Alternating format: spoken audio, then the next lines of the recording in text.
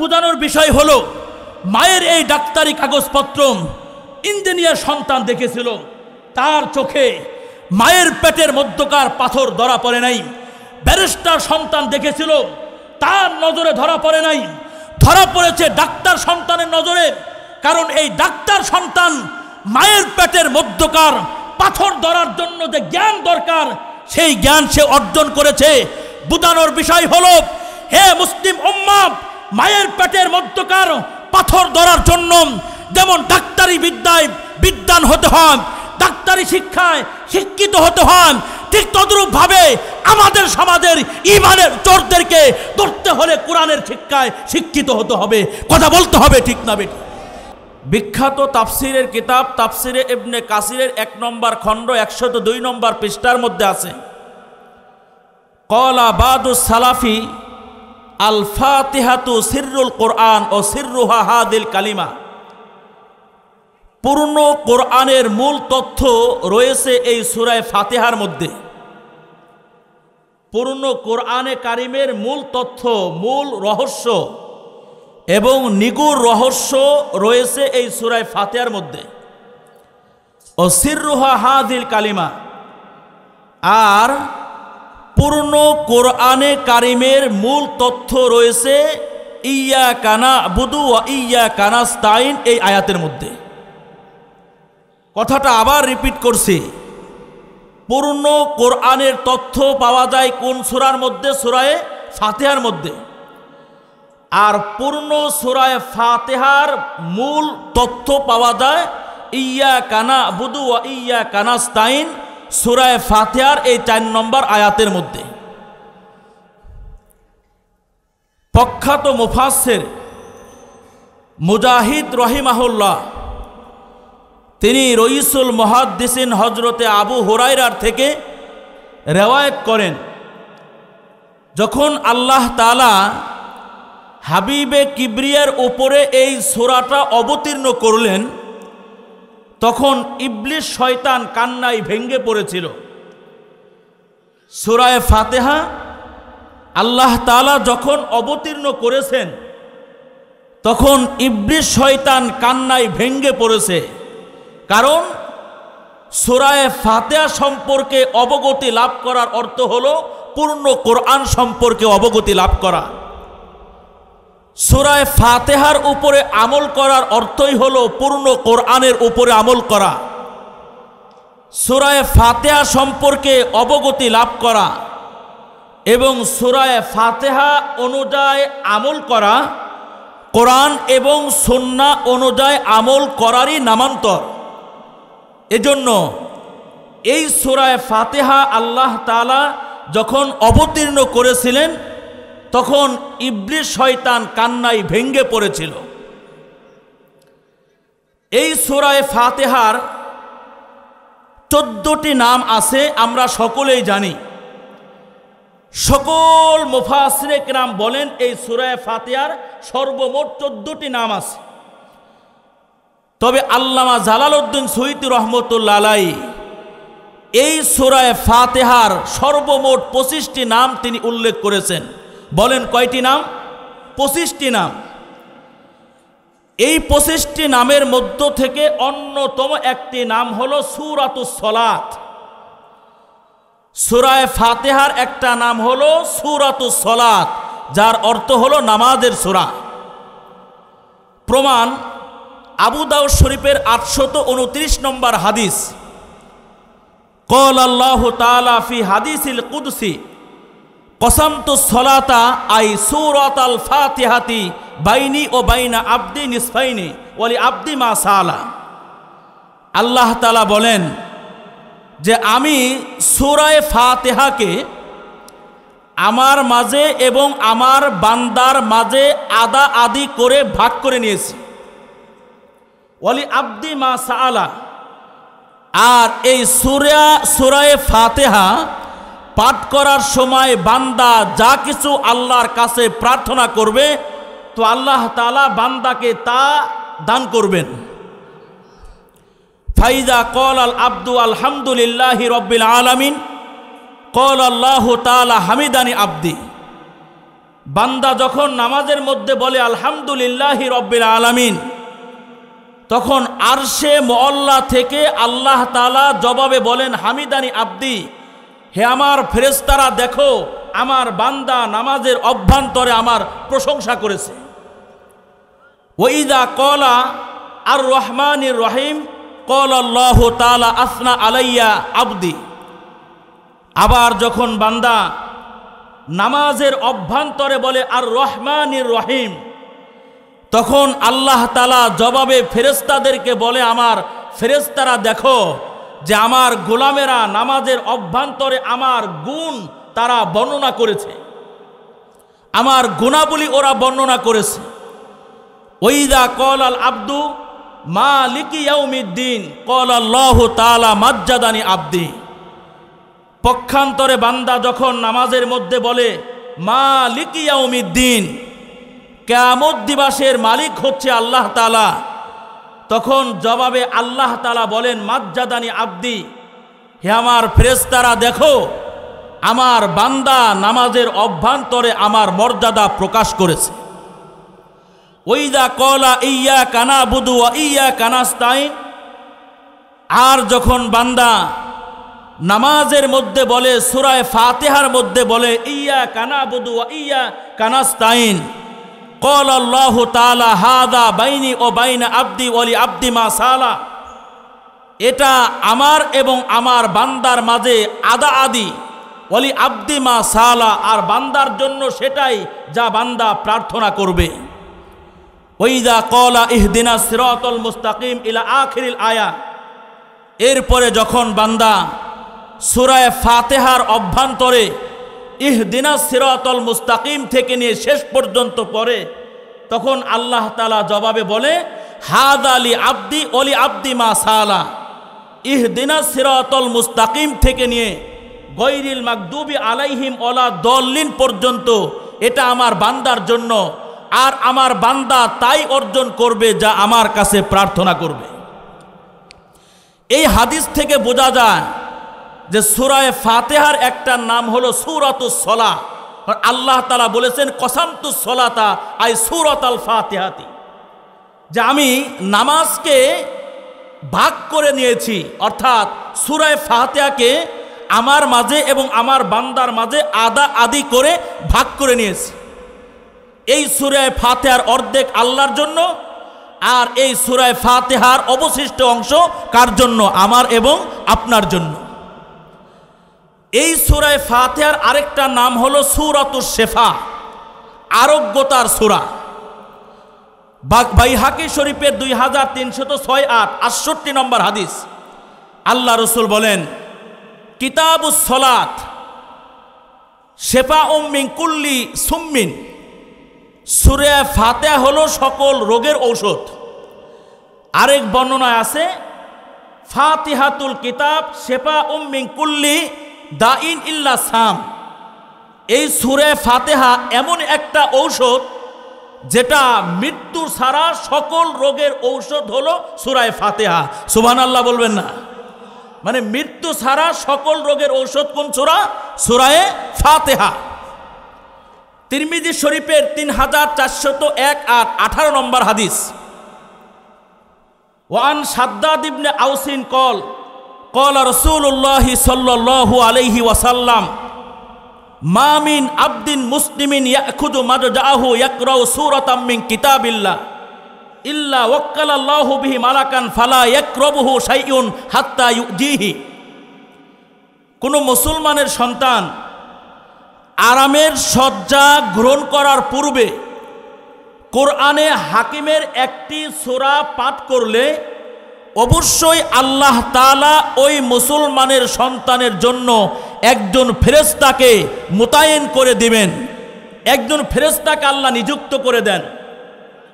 সুতরাং মুসলমানের এই সন্তান যতক্ষণ পর্যন্ত ঘুম থেকে জাগ্রত না হবে ততক্ষণ পর্যন্ত এই ঘুমের পূর্বে সূরা ফাতিহা পাঠ করার, ঘুমের পূর্বে কোরআনে হাকিমের একটি সূরা পাঠ করার বরকতে আল্লাহ তাআলা ক্ষতিকারক যত বস্তু আছে সকল ক্ষতিকারক বস্তুর ক্ষতি থেকে নিজ জিম্মায় আপনাকে রক্ষা করবেন। এখন প্রশ্ন হলো, এই হাদিসের মধ্যে কোরআনে হাকিমের একটা সূরা পাঠ করার কথা বলা হয়েছে, কিন্তু কোন সূরা পাঠ করলে ক্ষতিকারক বস্তুর ক্ষতি থেকে, ঘুম থেকে জাগ্রত হওয়ার আগ পর্যন্ত মুক্তি লাভ করা যায়, এই কথা পরিষ্কারভাবে এই হাদিসের মধ্যে উল্লেখ করা হয় নাই। মুফাদ্দিসিনে কিরাম বলেন, তাশরিহুল হাদিস বিল হাদিস আও তাওজিহুল হাদিস বিল হাদিস।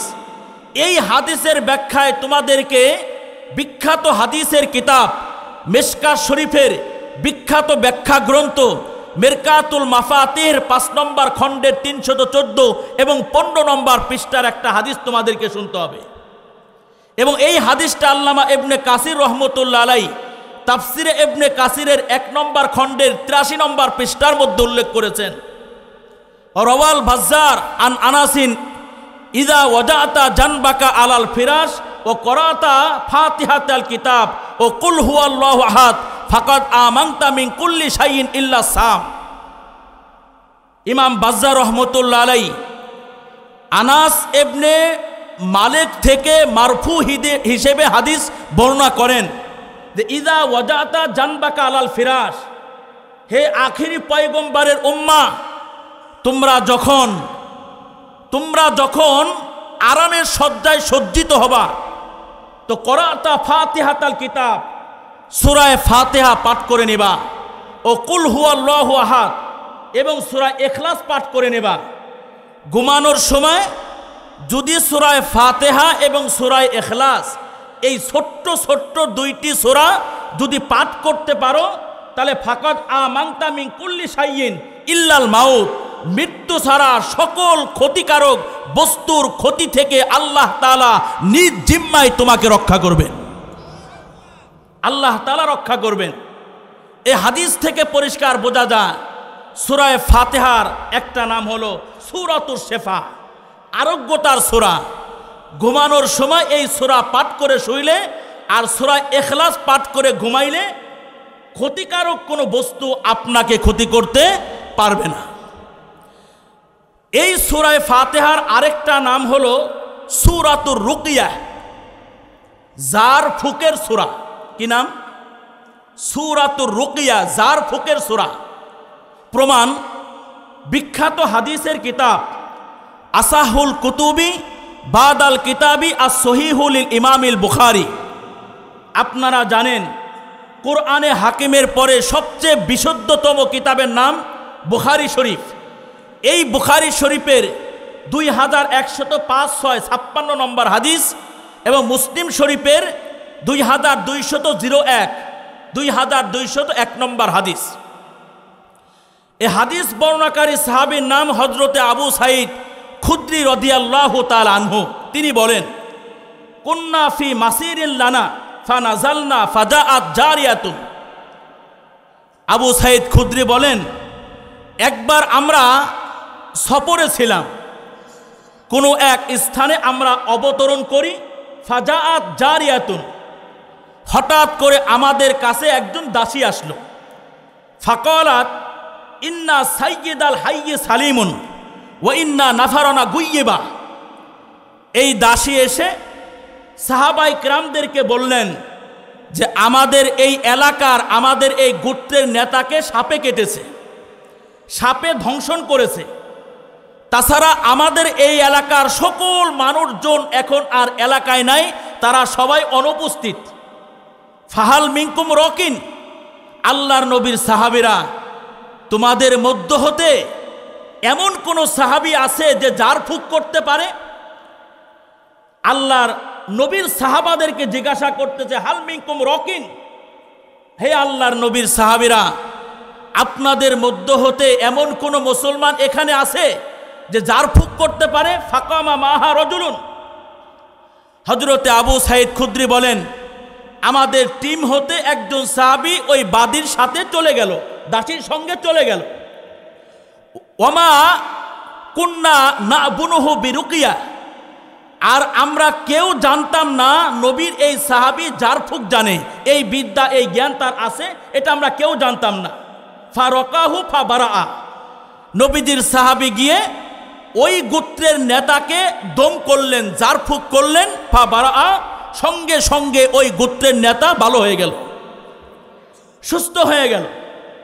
আমার আলাহু বিসালাসিনা শাতান ও সাকানা লাবানান। এবার ওই গোত্রের নেতা খুশি হয়ে সাহাবীদের জন্য, মুসাফিরদের জন্য 30টি বকরি এবং অনেক দুধ তাদের আপ্যায়নের জন্য পাঠিয়ে দিলেন। ফালাম্মা রজা কুলনা লাহু আকুমতা তুহসিনু রুকিয়া আউকুমতা তারকি। আবু সাইদ খুদরি বলেন, আমাদের ওই সঙ্গী যখন আমাদের মাঝে ফিরে আসলো, আমরা তাকে জিজ্ঞাসা করলাম, কি ব্যাপার, তুমি কি ঝাড়ফুঁক করতে পারো নাকি? এই ঝাড়ফুঁকের বিদ্যা কি তোমার জানা আছে নাকি? ওই সাহাবী বললেন, লা, এটা আমার জানা নাই। ওমা রকাইতু ইল্লা বি উম্মিল কিতাব। তবে আল্লাহর নবীর সাহাবীরা শোনো, ঝাড়ফুঁক সম্পর্কে আমার কোনো এলেম নাই, আমার কোনো মালুমাত নাই, আমার কোনো বিদ্যা আর জ্ঞান নাই। তবে আমি সাপে কাটা ওই রোগীকে শুধুমাত্র কেবলমাত্র কোরআনে হাকিমের সূরা ফাতিহা পড়ে একটা দম দিয়েছি, একটা ফুঁক দিয়েছি। আল্লাহর ফজলে এবং করমে সঙ্গে সঙ্গে সূরা ফাতিহার বরকতে অসুস্থ মানুষটা সুস্থ হয়ে গেছে।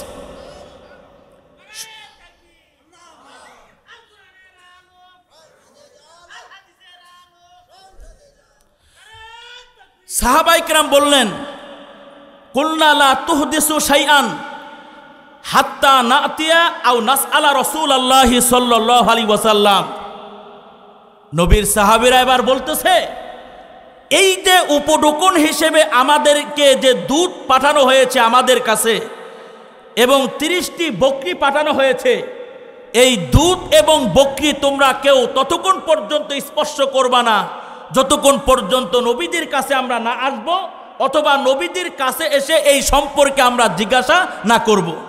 এর মানে হলো, এই যে সাহাবী সূরা ফাতিহার মাধ্যমে যে চিকিৎসা করেছে আর এই চিকিৎসা বাবদ যে হাদিয়া দিয়েছে, এটা হালাল কিনা মুসলমানদের জন্য, মুসলমানদের জন্য এটা বৈধ কি বৈধ না, জায়েজ কি জায়েজ না, এই সম্পর্কে যতক্ষণ পর্যন্ত নবীকে জিজ্ঞাসা না করব ততক্ষণ পর্যন্ত কেউ এই ছাগল আর দুধ স্পর্শ করতে পারবে না। ফালাম্মা কদিমনাল মদিনা যাকারনাহু লিন-নবী সাল্লাল্লাহু আলাইহি ওয়াসাল্লাম।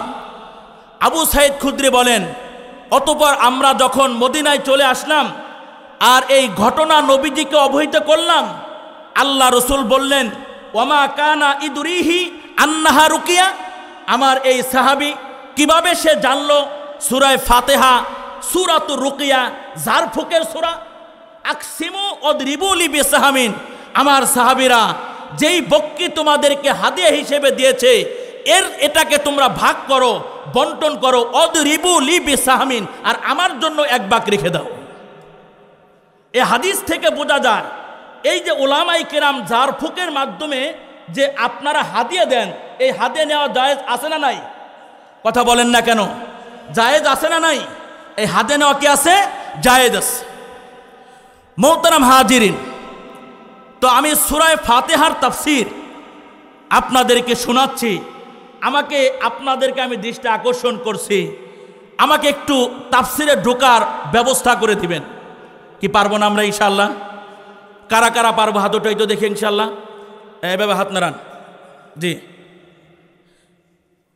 যুবকরা তোমরা যারা দাঁড়ায় আছো, একটু কষ্ট দেই ভাই, একটু বসে পড়ো, একটু বসে পড়ো। আমাকে একটু আলোচনা করার একটা পরিবেশ উপহার দাও তোমরা। সংসার একমাত্র কেবলমাত্র মালিককে। আরো জোরে বলেন, সকল প্রশংসার মালিককে? আল্লাহ তাআলা। আর রহমানির রহিম। আল্লাহ তাআলা রহমান, আল্লাহ তাআলা রহিম। রহিম কাকে বলা হয়? রহিমের 4টি অর্থ তাফসীর ইবনে কাসিরের মধ্যে পরিষ্কারভাবে লেখা আছে। রহিম আল্লাহ তাআলার গুণবাচক একটি নাম। এই নামের 4টা অর্থ। 1 নম্বর, রহিম কাকে বলা হয়? রহিম বলা হয় তাকে, চাওয়া ছাড়া যিনি বান্দাকে দান করে তাকে বলা হয় রহিম। যেমন আমরা কোনো দিন আল্লাহর কাছে বলি নেই, আল্লাহ আমাকে মুসলিম খানদানে আমাকে জন্ম নেওয়ার তৌফিক দান করেন। কোনোদিন বলছেন আল্লাহকে? বলেন নাই। কিন্তু আল্লাহ চাওয়া ছাড়াই আমাকে আপনাকে মুসলিম পরিবারে জন্ম নেওয়ার কি দিয়েছেন? তৌফিক দিয়েছে।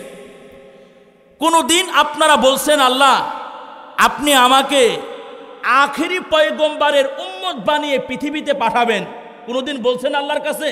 বলেন নাই। তো আল্লাহ তাআলার কাছে বলা ছাড়াই এবং রবের কাছে চাওয়া ছাড়াই আল্লাহ আমাদেরকে আখেরি পয়গম্বরের উম্মত বানিয়ে পাঠিয়েছে। তো রহিম বলা হয় তাকে, চাওয়া ছাড়া যিনি দান করে তাকে বলা হয় কি? রহিম। 2 নম্বর, যা চায় এর থেকে বেশি যিনি দান করে তাকে বলা হয় রহিম। যেমন আপনি আল্লাহর কাছে ফজরের নামাজের মুসাল্লায় দোয়া করছেন যে আল্লাহ আমার 1000 টাকার খুব প্রয়োজন, তো মেহেরবানি করে আপনি 1000 টাকার ব্যবস্থা করে দেন। তো ফজরের নামাজ আদায় করে যখন বাড়িতে গেছেন, আপনার এক প্রতিবেশী আপনাকে 2000 টাকা হাদিয়া দিছে, তাহলে আপনি আল্লাহর কাছে চেয়েছিলেন কয় হাজার? 1000, কিন্তু আল্লাহ আপনাকে দিয়েছে কয় হাজার? 2000। তো যা চায় এর থেকে বেশি যিনি দান করে তাকে কি বলা হয়? রহিম বলা হয়। 3 নম্বর, অনুপযুক্ত ব্যক্তিকে যিনি দান করে তাকে বলা হয় রহিম। যেমন আল্লাহ তাআলা হাজার হাজার কোটি কোটি নিয়ামত আমাকে আপনাকে দান করছেন। বুকে হাত দিয়ে বলেন তো, এত সব নিয়ামতের হক কি আমরা রাখি? এত সব নিয়ামতের অধিকার কি আমরা রাখি? তাহলে যেই নিয়ামতের হক আমরা রাখি না, আমরা অনুপযুক্ত, আল্লাহর নিয়ামত ভোগ করার কোনো যোগ্যতা আমাদের মধ্যে নাই, কারণ আমরা আবদেতের হক আদায় করিনি। কিন্তু আল্লাহ তাআলা আমি গায়রে মুস্তাহিক, অনুপযুক্ত হওয়ার পরও আমাকে দান করেছেন, এজন্য আল্লাহকে বলা হয় রহিম। কি বলা হয়? রহিম। 4 নম্বর হলো রহিম কাকে বলা হয়? দান করার পরে যার খাজানা থেকে কমে যায় না তাকে বলা হয় রহিম। যেমন আপনার ফান্ড আছে, আমারও ফান্ড আছে।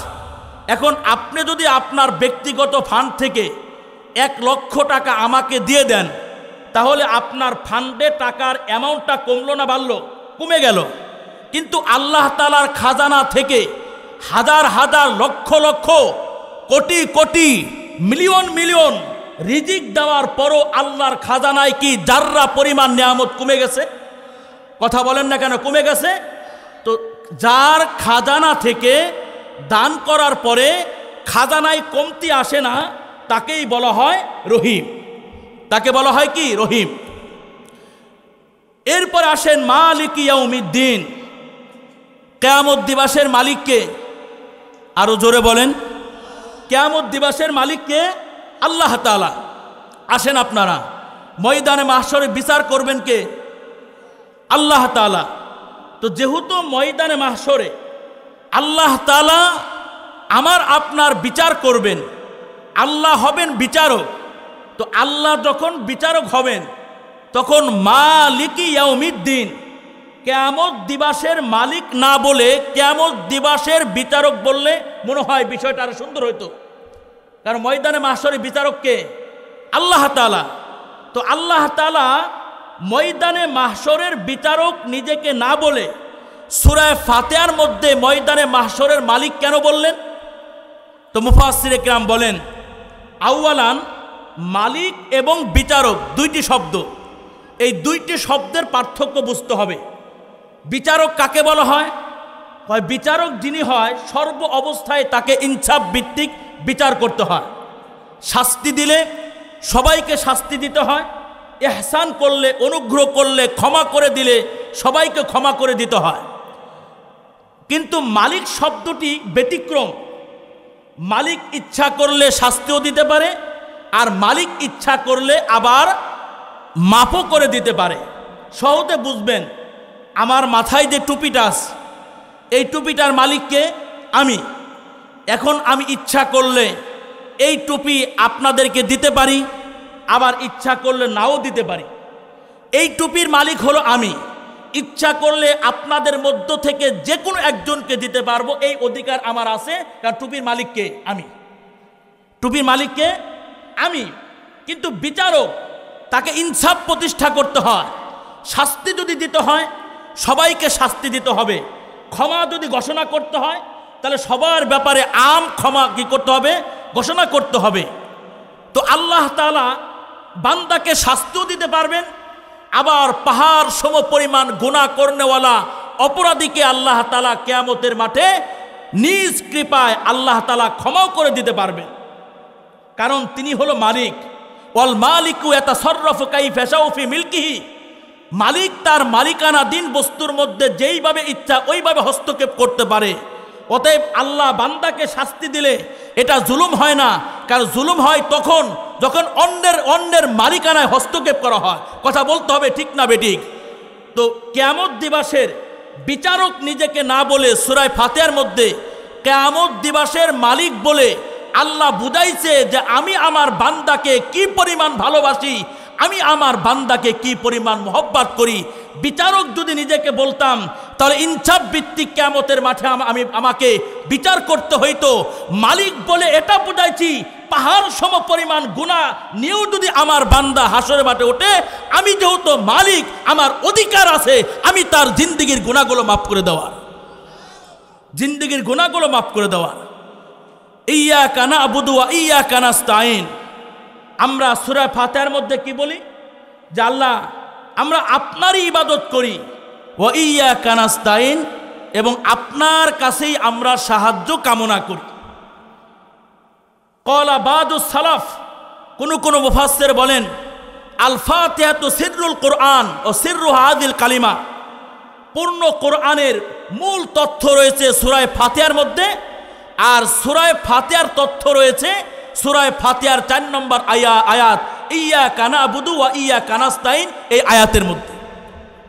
হাদিসের মধ্যে আছে এই সূরা ফাতিহাকে 3 ভাগে বিভক্ত করা হয়েছে। বলেন কয় ভাগে? 3 ভাগে বিভক্ত করা হয়েছে। প্রথম 3টি আয়াত আল্লাহ তাআলার জন্য, আর সর্বশেষ 3টি আয়াত বান্দার জন্য, আর মাঝখানের আয়াত অর্থাৎ 4 নম্বর আয়াত এটা বান্দা এবং আল্লাহর মাঝে বন্টনকৃত। বান্দা এবং আল্লাহর মাঝে কিকৃত? বন্টনকৃত। কিভাবে? ইয়্যাকা না'বুদু, এই যে ইবাদত করা, এটা সম্পর্ক কার সাথে? আল্লাহর সাথে। আর ওয়া ইয়্যাকা নাস্তাঈন, আপনার কাছে সাহায্য প্রার্থনা করি, এই সাহায্য চাওয়া এটা কাদের জন্য প্রযোজ্য? বান্দার জন্য। তাহলে ইবাদতের সম্পর্ক রবের সাথে, আর সাহায্য চাওয়া এটা অবধারিত কার জন্য? বান্দার জন্য। ইহদিনাস সিরাতাল মুস্তাকিম, বান্দা এবার সূরা ফাতিহার মধ্যে সর্বপ্রথম আল্লাহ তাআলার প্রশংসা করছে, এরপরে আল্লাহ তাআলার গুণাবলী বর্ণনা করছে। এখন বান্দার কর্তব্য হলো নিজের জন্য এবং গোটা বিশ্বের মুসলিম উম্মার জন্য মহান মালিকের কাছে নিজের হাওয়ায়েজ এবং গোটা বিশ্বের মুসলিম উম্মার হাওয়ায়েজ প্রয়োজন পূরণ করার জন্য আল্লাহর কাছে সাহায্য চাওয়া, আল্লাহ তাআলার কাছে দোয়া করা, আল্লাহ তাআলার কাছে প্রার্থনা করা। বান্দা প্রথমে সূরা ফাতিহার মধ্যে আল্লাহর প্রশংসা করেছে, আল্লাহর গুণাবলী বর্ণনা করেছে। এবার বান্দার কর্তব্য হলো আল্লাহর কাছে দোয়া করা, আল্লাহর কাছে প্রার্থনা করা। এই সিস্টেমটা আল্লাহ তাআলা নিজেই সূরা ফাতিহার মধ্যে বাতিয়ে দিয়েছেন। তাফসীর ইবনে কাসিরের মধ্যে আছে, বান্দা যখন নামাজের মধ্যে আল্লাহর কাছে দোয়া করে ইয়্যাকা না'বুদু ওয়া ইয়্যাকা নাস্তাঈন, আল্লাহ আমি কিন্তু আপনারই ইবাদত করি, ওয়া ইয়্যাকা নাস্তাঈন, আমার রব সর্ববিষয়ে আমি কিন্তু আপনার কাছেই সাহায্য প্রার্থনা করি। বান্দা এইভাবে যখন নামাজের মধ্যে রবের কাছে দোয়া করতে থাকে, কেমন যেন ফাকান্নাহু ক্বালা কাইফা ওয়াইনুকুম, কেমন যেন আল্লাহ তার বান্দাকে ডেকে ডেকে বলতে থাকে, আমার বান্দা দুনিয়ার সকল বিষয়ে নামাজের অভ্যন্তরে আমার কাছে তুমি সাহায্য প্রার্থনা করলে, হে আমার গোলাম বিশেষ করে তুমি আমার কাছে কোন বিষয়ে সাহায্য চাও?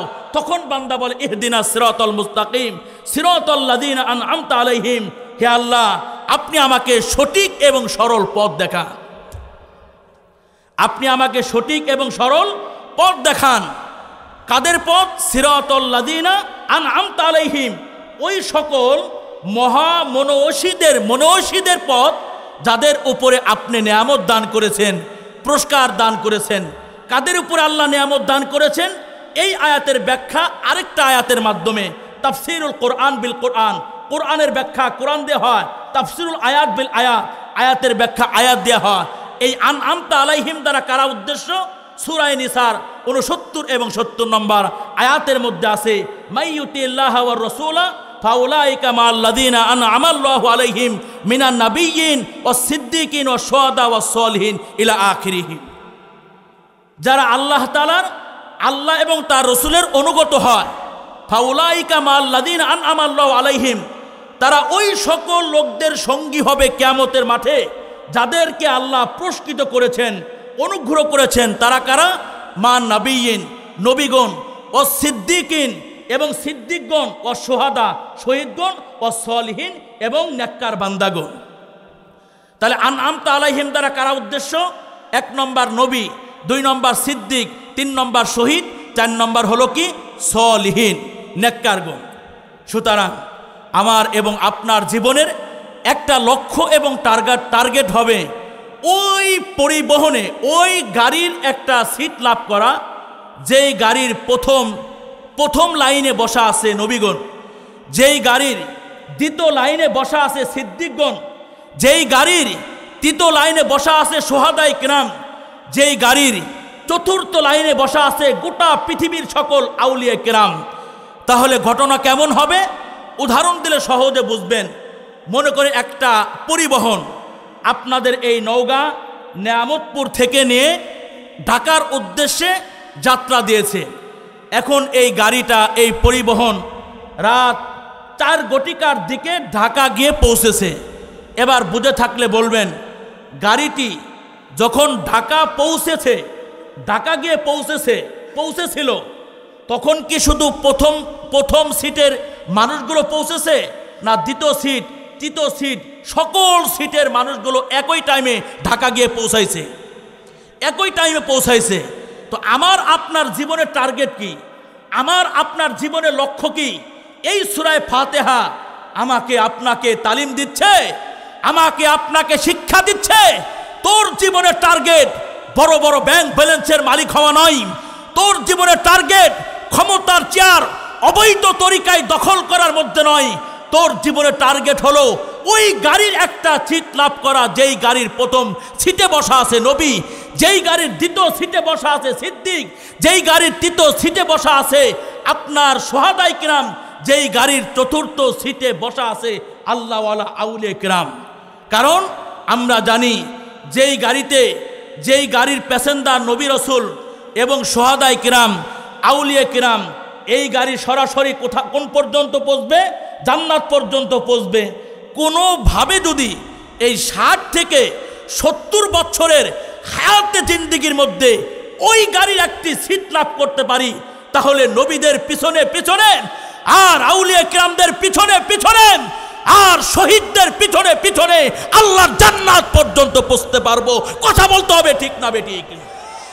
এটা আমার জীবনের টার্গেট।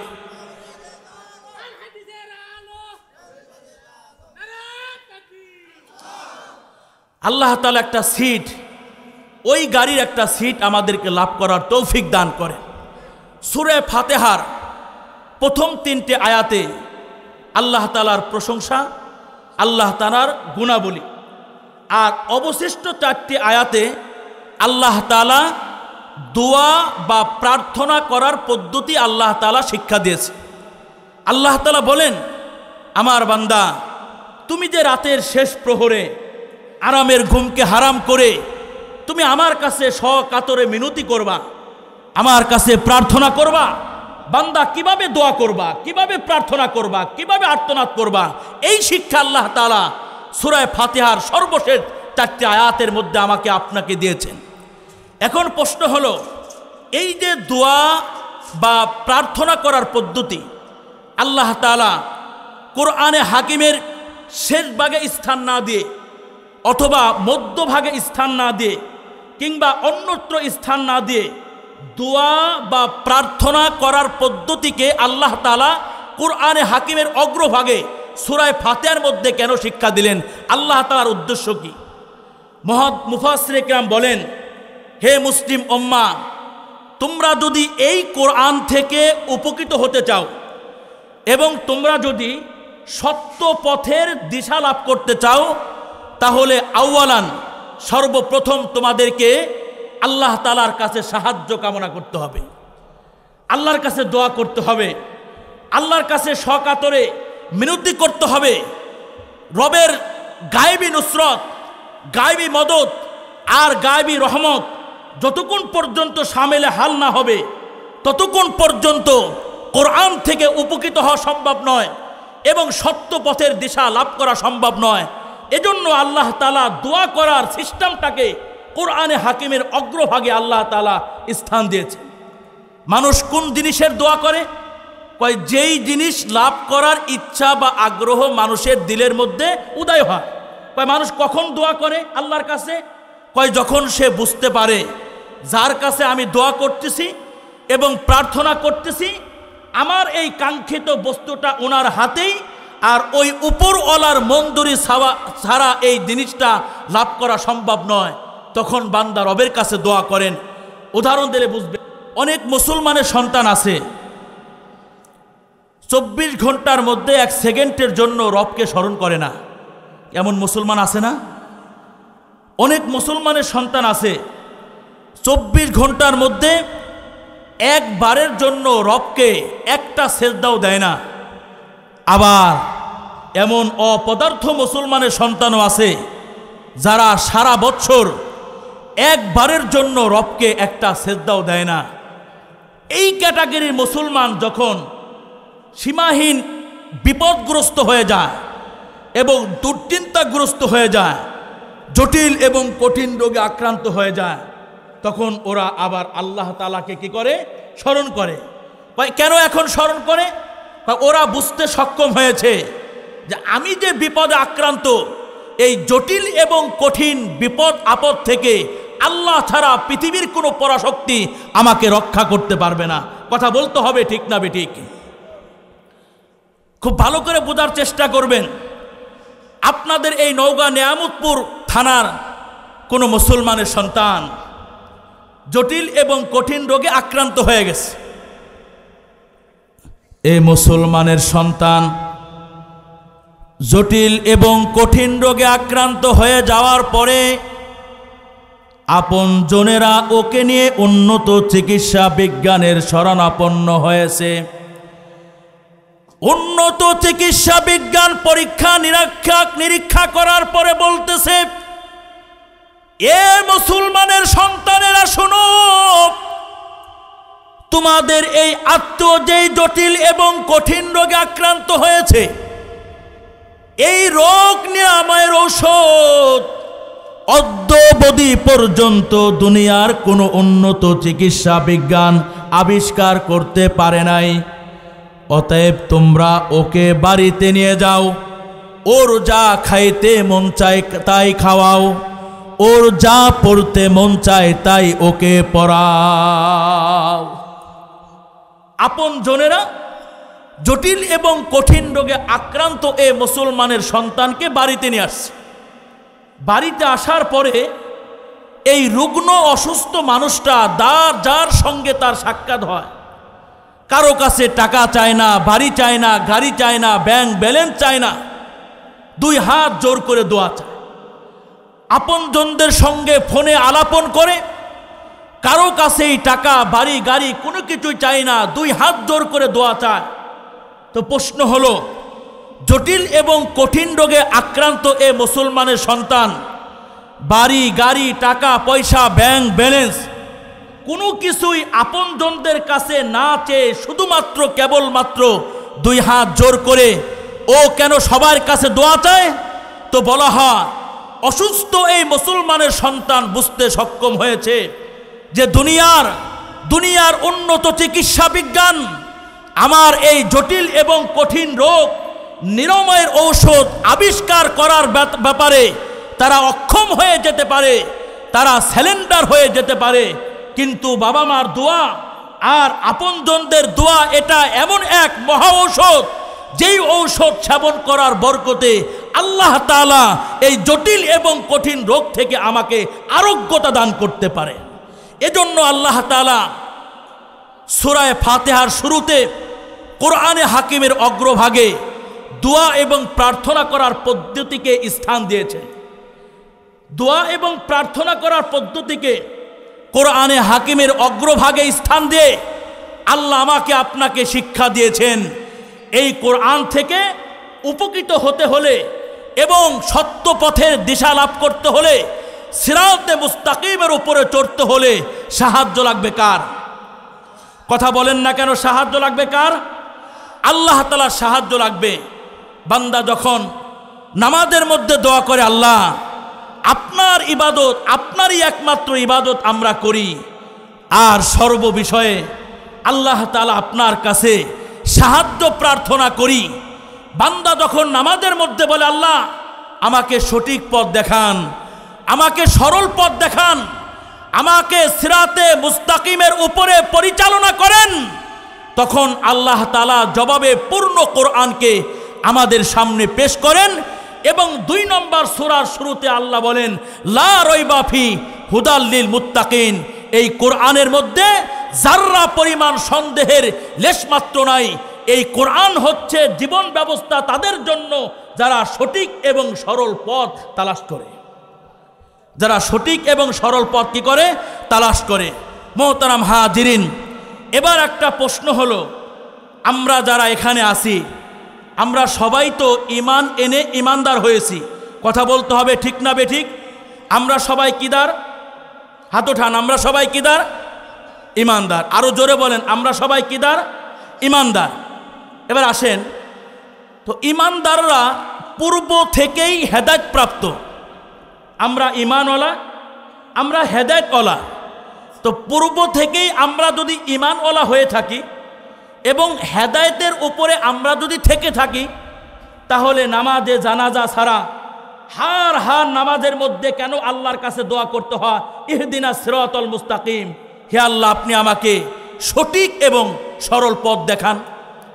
মুফাসসিরে কেরাম বলেন, এর দ্বারা উদ্দেশ্য হলো আল্লাহর পক্ষ থেকে তুমি যে আল্লাহ প্রদত্ত হেদায়েত লাভ করেছো, এই হেদায়েতের উপরে সদা অবিচল থাকা এবং প্রতিষ্ঠিত থাকার তৌফিক আল্লাহ তাআলার কাছে কামনা করা। যেমন আল্লাহ তাআলা সূরা নিসার 136 নম্বর আয়াতে ঈমানদারদেরকে ঈমান আনার কথা বলছে। আল্লাহ বলেন, ইয়া আইয়ুহাল্লাযীনা আমানু আমিনু বিল্লাহি ওয়া রাসূলিহি, হে ঈমানদারেরা তোমরা আল্লাহর প্রতি ঈমান আনো এবং তার রাসূলের প্রতি ঈমান আনো। আপনাদেরকে জিজ্ঞাসা করতে চাই, আচ্ছা ঈমানদার কাকে বলা হয়? যারা কি আনছে? ঈমান আনছে। তো ঈমান এনেই তো আমরা ঈমানদার হয়েছি, আবার নতুন করে ঈমান আনার অর্থ কি? আরে আমরা হেদায়েত গ্রহণ করেই তো হেদায়েতওয়ালা হয়েছি, আবার হেদায়েতের জন্য দোয়া করার অর্থ কি? মুফাসসিরে কেরাম বলেন, উভয় স্থানে উদ্দেশ্য হলো তুমি যে হেদায়েত লাভ করেছো এটার উপরে মওত পর্যন্ত অটল এবং অবিচল থাকা। মুফাসসিরে কেরাম বলেন, তুমি যে নিয়ামতে ঈমান লাভ করেছো, আবার ঈমান আনার অর্থ হলো এই ঈমান যেন মওত পর্যন্ত তুমি ধরে রাখতে পারো, এই ঈমান যেন কোনোভাবেই তোমার হাত ছাড়া না হয়ে যায়। আবার অন্যত্র আল্লাহ তাআলা আমাদেরকে সাহাবায়ে কেরামদের মতো ঈমান আনার কথা বলছেন। আল্লাহ তাআলা আমাদেরকে বলেন, তোমরা ঈমান আনো কার মতো? সাহাবাদের মতো। সূরা বাকারার 13 নম্বর আয়াত, আমিনু কামা আমানান নাস। আল্লাহ তাআলা বলেন, আমার বান্দারা তোমরা ঈমান আনো ওই রকম যেই রকম সাহাবায়ে কেরাম ঈমান আনছে। তো সাহাবায়ে কেরামদের মতো ঈমান আনার ব্যাখ্যা কি? কয় সাহাবায়ে কেরামদের মতো ঈমান আনার ব্যাখ্যা হলো, সাহাবায়ে কেরাম ঈমান আনার পরে ওই নিয়ামতে ঈমান ধরে রাখার জন্য প্রয়োজনের তাকিদে ফাঁসির কাস্টে ঝুলেছে, এরপরও তারা কি ছাড়ে নাই? ঈমান ছাড়ে নাই। সাহাবাদের মতো ঈমান আনার ব্যাখ্যা হলো, আল্লাহ বুঝাইতে চেয়েছেন, হে আমার গোলামেরা তোমরা ঈমান এনেছো এবং ঈমানদার হয়েছো, এই ঈমানকে কোনোদিন তোমরা হাতছাড়া করবা না। এই ঈমানকে ধরে রাখার তাকিদে, প্রয়োজনের তাকিদে যদি ফাঁসির কাস্টে ঝুলতে হয়, ফাঁসির কাস্টে ঝুলে হলো তোমরা কি ছাড়বা না? ঈমান ছাড়বা না।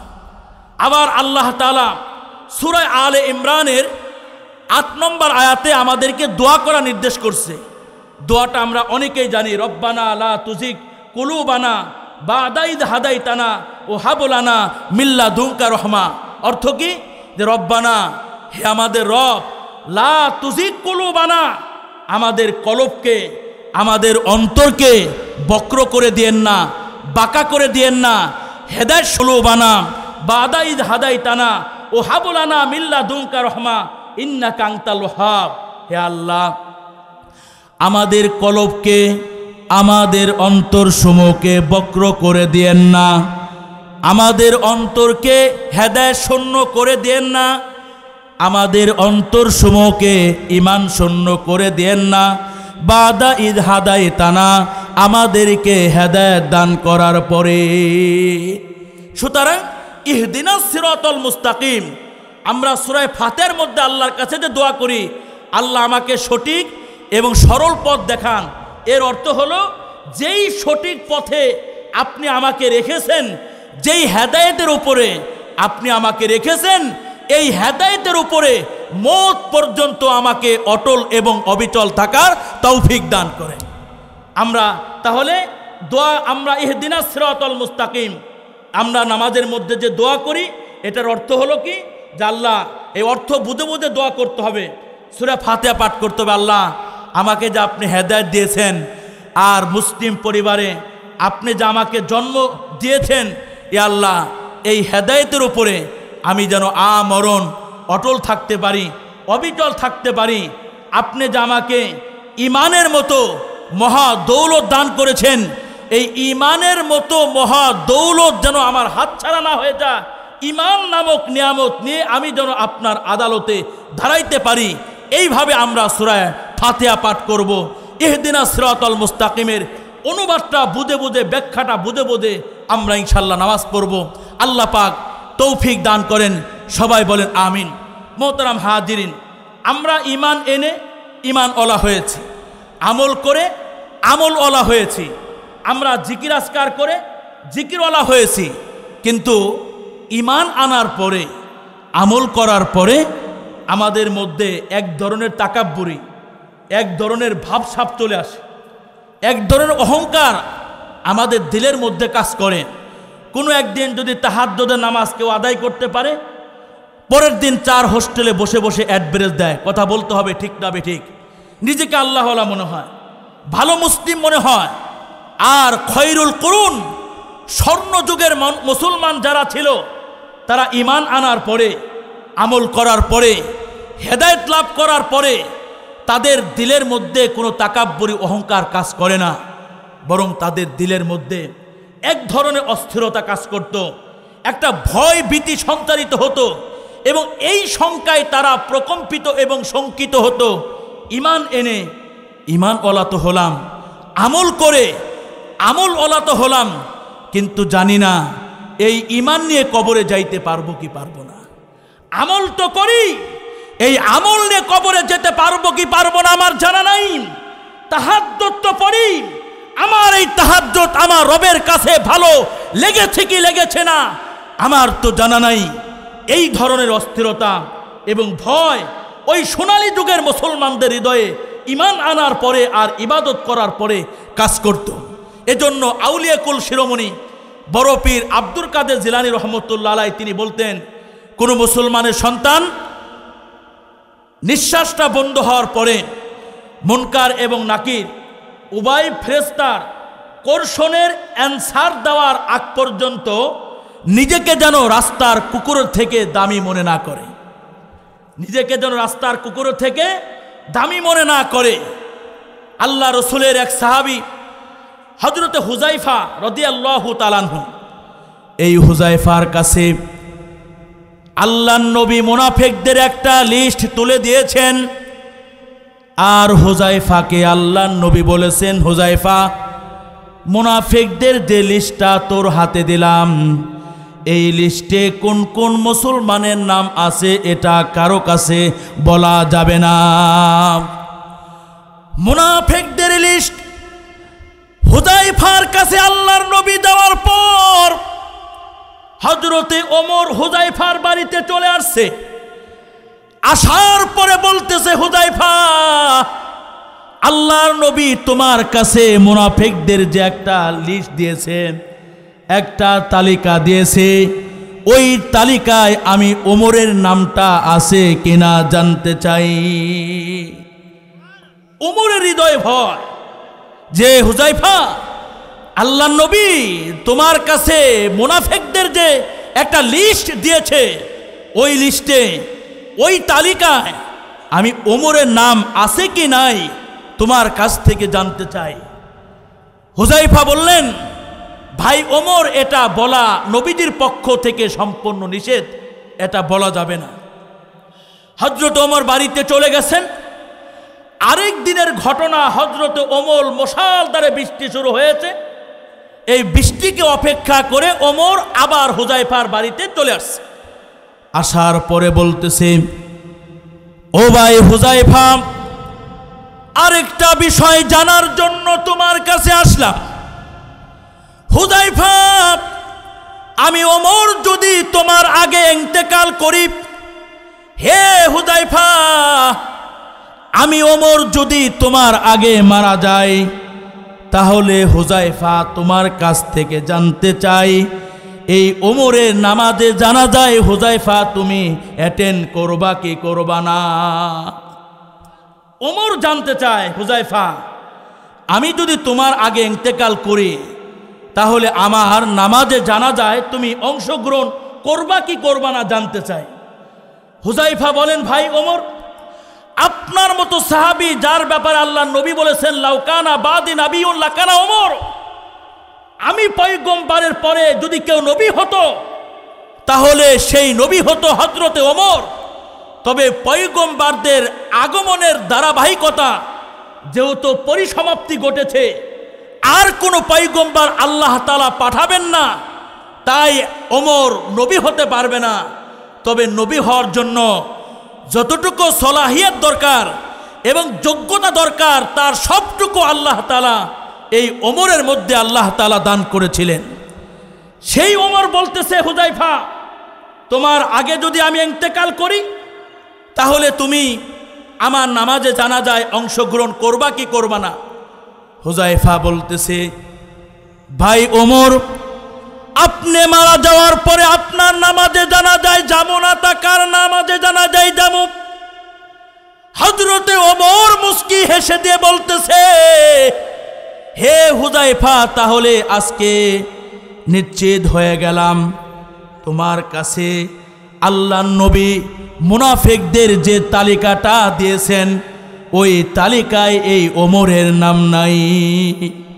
হুযায়ফা বলেন, কিভাবে বুঝলেন? ওমর বলে, আমি মারা গেলে তোমার মতো সাহাবী হুযায়ফা যেহেতু আমার নামাজে জানাজায় অংশগ্রহণ করবে, তখন বোঝা গেল মুনাফিকদের দপ্তরে আমার নাম নাই। কারণ আমি জানি হুযায়ফা কোনো মুনাফিকের নামাজে জানাজা আদায় করে না। হুযায়ফা কোনো মুনাফিকের নামাজে জানাজায় অংশগ্রহণ করে না। ওমরের নামাজে জানাজায় যেহেতু অংশগ্রহণ করবা, তো বোঝা গেল মুনাফিকদের দপ্তরে আমি ওমরের নাই। তবে ভাই হুযায়ফা, যদিও সুনিশ্চিত হয়েছি যে মুনাফিকদের লিস্টে ওমরের নাম নাই, কিন্তু এরপরও আমি শঙ্কিত এবং প্রকম্পিত। এই অর্থে ঈমান এনে ঈমানওয়ালা হলাম, আমল করে আমলওয়ালা হলাম, ইবাদত করে ইবাদত বন্দেগী করনেওয়ালা হলাম, কিন্তু আমার জানা নাই, কোনো ওয়ারেন্টি আর গ্যারান্টি আমার কাছে নাই যে আমি ওমর ইবাদত নিয়ে, আমল নিয়ে আর ঈমান নিয়ে কবরে যাইতে পারবো কি পারবো না, এটা আমার জানা নাই। ওমরের মধ্যে ভয়, এত ইবাদত করার পরও ওমরের মধ্যে অহংকার নাই, ওমরের মধ্যে তাকাব্বুরি নাই, ওমরের মধ্যে ভাবসাব নাই, বরং ওমরের হৃদয় ভয়, ঈমান নিয়ে, আমল নিয়ে কবরে যেতে পারবো কি পারবো না। আপনারা জানেন ইমামে আজম আবু হানিফা রহমতুল্লাহ আলাইহি, যিনি 101 বার আল্লাহ তাআলাকে স্বপ্ন দেখেছে। সুবহানাল্লাহ বলবেন না? ইমামে আজম 4 ইমামের বড় ইমাম ইমামে আজম আবু হানিফা রহমতুল্লাহ আলাইহি, যিনি 101 বার আল্লাহকে স্বপ্ন দেখেছেন। ইমামে আজম আধ্যাত্মিক জগতের কত বড় মহাসম্রাট ছিলেন। এই যে মুসল্লি যখন অজু করে, নামাজ পড়ার জন্য যখন অজু করে, এই অজুর পানির ফোঁটার সাথে যে গুনাহগুলো বেঁচে যায়, ইমামে আজম আবু হানিফা রহমতুল্লাহ আলাইহি ওই গুনাহ জোরে যাইতে তিনি দেখতেন। ইমামে আজম আবু হানিফা রহমতুল্লাহ আলাইহি সুনানে ইবনে মাজাহ 286 নম্বর হাদিস, মিশকাত শরীফের 297 নম্বর হাদিসে আছে, ইদা তাওয়াদ্দাল আব্দুল মুমিনু ফামাদমাদা খরাদাতিল খতায়া মিন ফিহি, বান্দা যখন ইমানদার বান্দা যখন ওযু করে অতঃপর কুলি করে, খরাদাতিল খতায়া মিন ফিহি, কয় তার মুখের যাবতীয় গুনাহগুলো ঝরে যায়, তার মুখের যাবতীয় গুনাহগুলো বের হয়ে যায়। ওই জাস তাংসারা খরাদাতিল খতায়া মিন আনফিহি, আর যখন মুসল্লি ওযু করার সময় নাক পরিষ্কার করে তখন নাকের যাবতীয় গুনাহগুলো ঝরে যায়। ফাইদা গসালা ওয়াজহাহু খরাদাতিল খতায়া আন ওয়াজহিহি, এরপরে ওযু করনেওয়ালা যখন চেহারা ধৌত করে ওই চেহারার পানির ফোঁটার সাথে সাথে চেহারার গুনাহগুলো ঝরে যায় এবং বের হয়ে যায়। এরপরে ওযু করনেওয়ালা যখন এই উভয় হাত ধৌত করে, ফাইদা গসালা এদাইহি, যখন উভয় হাত ধৌত করে তো খরাদাতিল খতায়া মিন এদাইহি, তখন এই ওযু করনেওয়ালার উভয়ের হাতের গুনাহগুলো তার শরীর থেকে ঝরে যায়। এই যে হাদিসের মধ্যে যা আছে যে ওযু করনেওয়ালার পানির ফোঁটার সঙ্গে সঙ্গে তার সমুদয় গুনাহগুলো যে ঝরে যায় এবং পড়ে যায়, ইমামে আজম আবু হানিফা রহমতুল্লাহ আলাইহি এই গুনাহ ঝরে পড়তে তিনি দেখতেন। এই ইমামে আজম আবু হানিফা রহমতুল্লাহ আলাইহি ইবাদত করার পরে অহংকার নাই, কথা বোঝানোর জন্য ঘটনা নিয়ে আসলাম। ইবাদত করার পরে অহংকার নাই। ইমামে আজম আবু হানিফা রহমতুল্লাহ আলাইহি হারামাইন শরীফাইনের জিয়ারতে গেছে। ইমামে আজম তওয়াফ করার পরে মাকামে ইব্রাহিমে দাঁড়িয়ে 2 রাকাত নামাজ পড়লেন। ইমামে আজম 2 রাকাত নামাজ পড়ার পরে কোন কিতাবের মধ্যে আছে 1 রাকাত নামাজে ইমামে আজম পূর্ণ কোরআন খতম করেছে। কোন কিতাবে আছে 1 রাকাত নামাজে পূর্ণ কোরআন তিনি খতম করেছেন। আর কোন কিতাবে আছে ইমামে আজম আবু হানিফা রহমতুল্লাহ আলাইহি 2 রাকাত নামাজে পূর্ণ কোরআন তিনি শেষ করেছেন, পরে তেলাওয়াত করে পাঠ করে তিনি খতম করেছেন। এই যে ইমামে আজম, আমরা যদি প্রতিদিন 2-1 পারা তেলাওয়াত করতে পারি আমাদের মধ্যে একটা বুজুর্গি ভাব চলে আসে, একটা পিসাব একটা ভাব চলে আসে। আর ইমামে আজম আবু হানিফা রহমতুল্লাহ আলাইহি 2 রাকাত নামাজে 1 খতম করার পরে ইমামে আজমের মধ্যে কোনো অহংকার নাই, কোনো তাকাব্বুরি নাই। 2 রাকাত নামাজ শেষ করার পরে ইমামে আজম এবার হস্তদয় উড্ড আকাশের দিকে উত্তোলন করে রবের কাছে দোয়া করতেছে, ওমা আবাদনাকা হাক্কা ইবাদাতিকা ওমা আরাফনাকা হাক্কা মারিফাতিকা। ইমামে আজম বলতেছে, হে আসমানের মালিক, আপনার আবদিয়তের হক যেইভাবে আদায় করা দরকার ছিল ওইভাবে আদায় করতে পারি নাই। ওমা আরাফনাকা হাক্কা মারিফাতিকা, হে আসমানের মালিক, আপনার মারিফাতের হক যেইভাবে আদায় করা দরকার ছিল ওইভাবে আমি আদায় করতে পারিনি। ইমামে আদম ইবাদত করার পরও, এত বেশি ইবাদত করার পরও তার মধ্যে কোনো অহংকার নাই, কোনো তাকাব্বুরি নাই। এই ইমামে আজম আবু হানিফা রহমতুল্লাহ আলাইহি একবার ডেরিং দিয়ে যাচ্ছিলেন। এই যে আমাদের চকে যে আপনারা ধান লাগান আর চেকুন রাস্তা যে থাকে ধান খেতে যাওয়ার জন্য, এমন একটা চেকুন সরু রাস্তা দিয়ে ইমামে আজম আবু হানিফা রহমতুল্লাহ আলাইহি হাঁটতেছিলেন। ইমামে আজম আবু হানিফার পিছনে তার খাদেম। ইমামে আজম হাঁটতেছেন আর সামনের দিক থেকে একটা কুকুর আসতেছে। ইমামে আজম কুকুরটাকে দেখা মাত্রই তিনি কাদার মধ্যে নেমে গেলেন।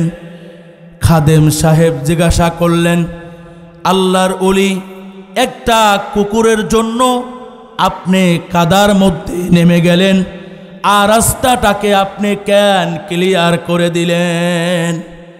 ইমামে আজম বলেন, আমার খাদেম, কুকুরটা যখন আমি দেখলাম, এই কুকুরটা দেখার পরে আমি চিন্তা করতেছিলাম এই কুকুর আল্লাহর কাছে বেশি দামি না আমি ইমামে আজম আল্লাহর কাছে বেশি দামি। যদি কুকুর বেশি দামি হয়, কুকুর রাস্তা দিয়ে যাবে, আমি কাদার মধ্যে নেমে যাব। আর আমি যদি কুকুরের থেকে বেশি দামি হই, এই কুকুর রাস্তা দিয়ে যাবে, আর কুকুর কাদার মধ্যে নেমে যাবে, আর আমি রাস্তা দিয়ে যাব। ইমামে আজম চিন্তা করলেন আসলে কে দামি রবের কাছে। এই ব্যাপারে তিনি একটি ফর্মুলা দ্বারা করাইলেন যে আমি ইমাম যদি ঈমান আর আমল নিয়ে বেঁচে থাকতে পারি, ঈমান আর আমল নিয়ে যদি কবরে যাইতে পারি, নিঃসন্দেহে কুকুরের থেকে ইমাম সাহেবের দাম অনেক বেশি। আর আমি ইমামে আজম যদি ঈমান আর আমল নিয়ে কবরে না যাইতে পারি, তাহলে আমার থেকে রবের কাছে কুকুরের দাম অনেক বেশি। কিন্তু আমি ইমাম সাহেব ঈমান নিয়ে যে বেঁচে থাকবো, ঈমান আর আমল নিয়ে কবরে যেতে পারবো, এর তো কোনো গ্যারান্টি, এর তো কোনো ওয়ারেন্টি, এর তো কোনো নিশ্চয়তা পত্র আমার কাছে নাই। সুতরাং আপাতত আমার থেকে এই কুকুরের দাম মনে হয় রবের কাছে অনেক বেশি। তাই আমি কাদার মধ্যে নেমে গেলাম আর কুকুরের জন্য রাস্তাটাকে ক্লিয়ার করে দিলাম। তো ওই খৈরুল কুরুন সোনালী যুগের মুসলমান ইবাদত করার পরে আর ঈমান আনার পরে ওদের মধ্যে কোনো ভাবসাব কাজ করে না, তাকাব্বুরি কাজ করে না, নিজেকে পাক্কা ঈমানদার মনে হয় না, নিজেকে ভালো মুসলমান মনে হয় না। আর বর্তমান সময়ের মুসলমান কয়েক লাখ টাকা যদি আল্লাহর রাহে খরচ করতে পারে, নিজেকে অনেক বড় আল্লাহর ওলি মনে করে। কথা বলতে হবে, ঠিক না বেঠিক? আল্লাহর নবীর এক সাহাবী রাস্তায় বসে বসে কান্না করতেছে। আরেকজন সাহাবী নবীজির এই প্রথম সাহাবীর পাশ দিয়ে যাইতেছিলেন। আল্লাহর নবীর সাহাবী জিজ্ঞাসা করলেন, ওগো আল্লাহর নবীর সাহাবী, মনে হয় আপনার দ্বারা বড় ধরনের কোনো গুনাহ হয়ে গেছে। হে আল্লাহর নবীর সাহাবী, কেন আপনি রাস্তার এক ধারে বসে বসে কান্না করেন? মনে হয় আপনার মাধ্যমে বড় ধরনের কোনো গুনাহ হয়ে গেছে। আল্লাহর নবীর সাহাবী মৌখিক কোনো জবাব না দিয়ে রাস্তার মাঝখানে একটা গমের দানা পড়া ছিল, ওই গমের দানাটা হাতের তালুতে রেখে বলতেছে, হে আল্লাহর নবীর সাহাবী, আমার হাতের তালুর দিকে তাকাও। এই যে আমার হাতের তালুতে যে একটা গমের দানা তুমি দেখতেছো, এই গমের দানা সম পরিমাণ গুনাহ নাফরমানি আমার হায়াতে জিন্দেগির মধ্যে হয় নাই। দ্বিতীয় সাহাবী বলতেছে, তাহলে আপনি কেন কাঁদতেছেন? প্রথম সাহাবী বলতেছে, এই যে গোটা জিন্দেগি পার করলাম বন্দেগীর মধ্য দিয়ে, গোটা হায়াতটা আমি কাটাইলাম ইবাদত বন্দেগী করে করে, গোটা জিন্দেগি আমি অতিবাহিত করলাম রবের ইবাদত করে, আমল করে, আর ইসলামকে ফলো করে। এরপরও আমার কাছে ভয় হয়, এই যে জিন্দেগি পার করলাম বন্দেগীর মধ্য দিয়ে, কিন্তু আমি আমার এই বন্দেগী, আমি আমার এই ঈমান আর বন্দেগী নিয়ে কবরে যাইতে পারবো কি পারবো না, এমন কোনো গ্যারান্টি আমার কাছে নাই। গুনাহের কারণে আমি কান্না করি না, আমি কান্না করতেছি জিন্দেগি বানাইলাম ইবাদতওয়ালা, জিন্দেগি বানাইলাম আমলওয়ালা আর বন্দেগীওয়ালা।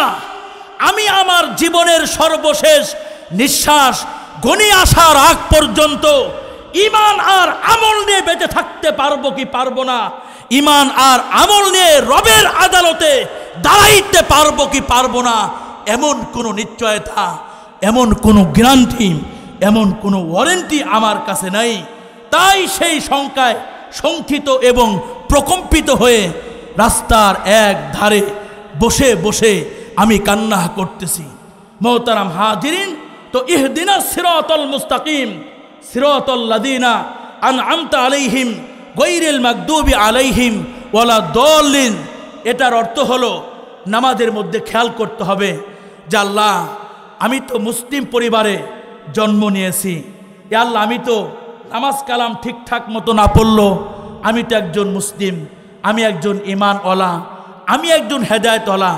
আল্লাহ, যেই হেদায়েত আপনি আমাকে দান করেছেন, হে আমার রব, যে ঈমান আপনি আমাকে দান করেছেন, আমার এই ঈমান, আমার এই হেদায়েত থেকে আমি যেন মরণের আগে ছিটকে না যায়, আমি যেন ঈমান হারা না হয়ে যায়, আমি যেন ঈমান আর আমল নিয়ে কবরে যেন যাইতে পারি, এই চিন্তা করে করে, এই গবেষণা করে করে, এই বিশ্লেষণ করে করে নামাজ আদায় করা। ইহদিনা সিরাতাল মুস্তাকিম। আল্লাহ, আপনি আমাকে সঠিক পথ দেখান, আর ওই পথে আপনি আমাকে অটল রাখেন, আপনি আমাকে অবিচল রাখেন।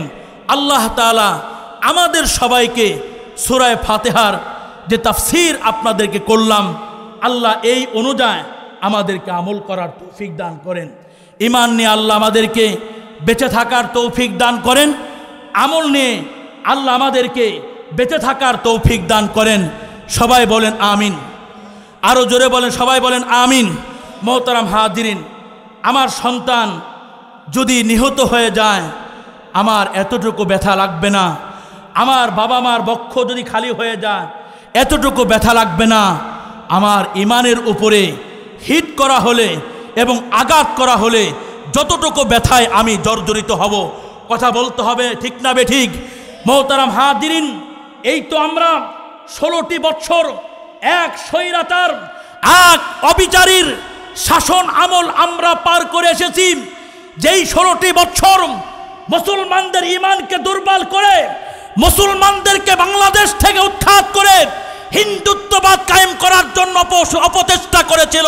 কথা বলতে হবে, ঠিক না বেঠিক? আমাদেরকে সচেষ্ট হতে হবে, আর আমাদেরকে আল্লাহর সাথে গভীর সম্পর্ক করে এই বাংলার 56,000 ইঞ্চি মাটিতে আল্লাহর কোরআনের হুকুমত কায়েম করতে হবে। কথা বলতে হবে, ঠিক না বেঠিক? আল্লাহ তাআলা আমাদের সবাইকে কোরআন বোঝার, আমল করার তৌফিক দান করেন। সবাই বলেন আমিন। আমাদের প্রত্যেকের ঘরে ঘরে যেমন ধন সম্পদের চোর যেমন ঢুকে, আমাদের প্রত্যেকের ঘরে ঘরে, প্রত্যেকের পাড়ায় পাড়ায়, প্রত্যেকের মহল্লায় মহল্লায়, প্রত্যেকের জেলায় জেলায়, আর প্রত্যেকের থানায় থানায় তোমার আর আমার ঈমানকে হরণ করার ষড়যন্ত্রকারী আর চোর ডাকাত আছে না নাই? কথা বলতে হবে না, আছে না নাই? মোহতারাম হাজিরিন, ঈমানের চোর কারা? এদেরকে আপনি চিনতে পারবেন না। এদেরকে চিনতে হলে কোরআনের জ্ঞান লাগবে, এদেরকে চিনতে হলে হাদিসের জ্ঞান লাগবে। একটা উদাহরণ দিলে বিষয়টা আপনারা সহজে অনুধাবন করতে পারবেন। একজন মায়ের 3 জন উচ্চ শিক্ষিত 3 জন সন্তান। একজন সন্তান ডাক্তার, আরেকজন সন্তান হচ্ছে ব্যারিস্টার, আরেকজন সন্তান হচ্ছে ইঞ্জিনিয়ার। এই 3 সন্তান উচ্চ শিক্ষিত, বাড়ি থেকে অনেক দূরে তারা থাকে। হঠাৎ করে এই 3 সন্তানের মা অসুস্থ হয়ে গেছে। অসুস্থ মা এবার ডাক্তার সন্তানকে ফোন দিয়ে বলেছে, বাবা তুই কি একটু ছুটি নিয়ে বাড়িতে আসতে পারবি? ডাক্তার সন্তান বলতেছে, বাবা মা 1 সপ্তাহ আগে বাড়ি থেকে আসলাম, এখন যদি ছুটি চাই কর্তৃপক্ষের কাছে, ওনারা মনে হয় ছুটি দিবে না। মা একটা কাজ করো, আপাতত পাশের ফার্মেসি থেকে কিছু ঔষধ তুমি নিয়ে আসো, সেগুলো সেবন করতে থাকো, দেখি আমি ছুটি নিয়ে আসতে পারি কিনা। 1 সপ্তাহ পর ডাক্তার সন্তান চলে আসছে, মার পাশে বসে পড়ছে। মাকে বলতেছে, মা তোমার কি অবস্থা? মা বলতেছে, আলহামদুলিল্লাহ বাবা, শারীরিক অবস্থা বেশি ভালো না। ডাক্তার সন্তান বলতেছে, মা আমাদের পাশের ফার্মেসিওয়ালা তোমাকে যে চিকিৎসা দিয়েছে কাগজপত্রগুলো আমাকে দেখাও। বালিশের নিচ থেকে কাগজপত্রগুলো বের করে ডাক্তার সন্তানের হাতে মা তুলে দিছে। এই সন্তান এই কাগজপত্র ভালো করে পড়ার পরে সন্তানের চোখ বেয়ে বেয়ে পানি ঝরতেছে। মা বলতেছে, বাবা তোর চোখে পানি কেন? ডাক্তার সন্তান বলতেছে, মা কাগজ পড়ে বুঝলাম তোমার পেটে অনেক বড় বড় পাথর হয়ে গেছে। আমার বোঝানোর বিষয় হলো, মায়ের এই ডাক্তারি কাগজপত্র ইঞ্জিনিয়ার সন্তান দেখেছিল, তার চোখে মায়ের পেটের মধ্যকার পাথর ধরা পড়ে নাই। ব্যারিস্টার সন্তান দেখেছিল, তার নজরে ধরা পড়ে নাই, ধরা পড়েছে ডাক্তার সন্তানের নজরে। কারণ এই ডাক্তার সন্তান মায়ের পেটের মধ্যকার পাথর ধরার জন্য যে জ্ঞান দরকার, সেই জ্ঞান সে অর্জন করেছে। বুঝানোর বিষয় হলো, হে মুসলিম উম্মাহ, মায়ের পেটের মধ্যকার পাথর ধরার জন্য যেমন ডাক্তারি বিদ্যায় বিদ্বান হতে হয়, ডাক্তারি শিক্ষায় শিক্ষিত হতে হয়, ঠিক তদ্রূপ ভাবে আমাদের সমাজের ঈমানের চোরদেরকে ধরতে হলে কোরআনের শিক্ষায় শিক্ষিত হতে হবে। কথা বলতে হবে, ঠিক না বেটি? কোরআন থেকে দূরে সরা যাবে না। যুব সমাজ তোমাদেরকে বলি, নামাজ কম পড়ো আর বেশি পড়ো, লা হারাজা ফি। আপাতত বোঝার জন্য বলি, কোনো অসুবিধা নাই। তুমি একটা কাজ করো, বক্তব্যে গিয়ে আল্লাহর কোরআন হাতে নাও, বুকের সাথে মিলাও, এই কোরআনকে চুম্বন করো আর কোরআন অনুযায়ী আমল করার জন্য মালিকের কাছে সাহায্য কামনা করো। আজ হোক আর কাল হোক, আল্লাহ তোমাকে সত্য পথের দিশা দান করবে। কথা বলতে হবে, ঠিক না বেঠিক? আল্লাহ তাআলা আমাদের সবাইকে কোরআনের পথে, কোরআনের মতে আসার তৌফিক দান করেন। ওয়া আখির দাওয়ানা আনিল হামদুলিল্লাহি রাব্বিল আলামিন।